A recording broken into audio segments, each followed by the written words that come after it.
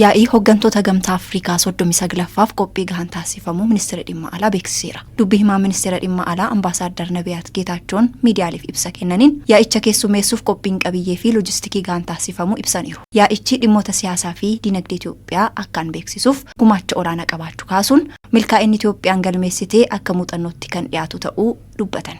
በኢኮኖሚ የአገር ገጽታን ከማስተዋወቅ አንጻር gama siyaasan dinagdeen biyya keenya beeksisuu keessatti yaa'ini bara kana gumaacha olaanaa qaba. Kanaafis karoora qabannee jirru milkeessuu fi qophii bal'aa taasifneerra. Gama dippiloomaasii siyaasan dhimmoota faayidaa biyyaalessaa Itoophiyaa eegsisan irratti hirmaachuufis qophiis xumurree jirra. Gama dinagdeenis akkasuma hirmaattonni yaa'ii aadaa fi duudhaa Itoophiyaanotaan akka keessummeeffamanii fi biyya beeksisuu irrattis karoorfannee hojjetaa jirra. ሀገርን ከማስተዋወቅ አንጻርም ታቅዶ እየተሰራበት ነው። Yaa'iin kunis hooggantoota biyyoota garaagaraa kan hirmaachisee ta'uu isaatiin hojii dippiloomaasiif gahee olaanaa qabaachuu ibsaniiru.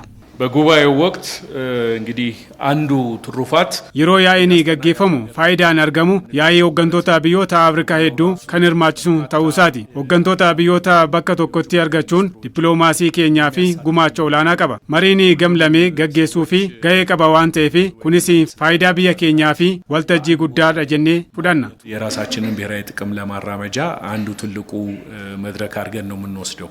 Dabalataanis bu'aa Itoophiyaan seektara adda addaan galmeessitee ilaalchisuun biyyoota Afrikaa hedduuf muuxannoo Itoophiyaa qooduuf gumaacha olaanaa qaba jedhan. ጉባኤው ኢትዮጵያ በተለያዩ ዘርፎች Yaa'iin kun keessattuu bu'aa Itoophiyaan gama adda addaan galmeessitee biyyoota Afrikaa fi muuxannoo qabdu akka qooddu carraa olaanaa kan uumudha. Qonna waliin wal qabatee oomisha qamadii, ashaaraa magariisaa akkasumas artificial intelligence fi misooma kooriidarii waliin wal qabatan obboloowwan keenya Afrikaanota muuxannoo qabnu akka qoodnu yaa'iin kun carraa kan uumudha. ልዩ አጋጣሚ የሚፈጥር ጉባኤ ነው። Yaa'ii kanarratti dhimmoonni Afrikaa fi idil addunyaa hedduun akka mari'ataman kan eeran dubbii himaa ministeera dhimma alaa ambaasaadar Nabiyaat dhimma nageenyaa fi tasgabbii ardittii irrattis akka mari'atamu himaniiru. የህብረቱ ጉባኤ ከመሪ ሀሳቡ በተጨማሪ Yaa'ini gamtaa Afrikaa kun mariidhaan alattis hojiirra oolmaa gabaa bilisaa Afrikaa, jijjiirama qilleensaa, faayinaansii nageenya dhaabbata mootummoota gamtoomanii walumaa galatti Afrikaatti raawwii ajandaa 2063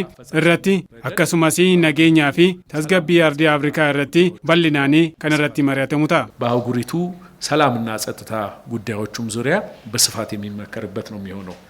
Yaa'iin hooggantoota gamtaa Afrikaa gurraandhala 7-8 kan gaggeeffamu yoo ta'u walga'iin hojii raawwachiiftootaa immoo gurraandhala 4-5 akka ta'amu ibsameera.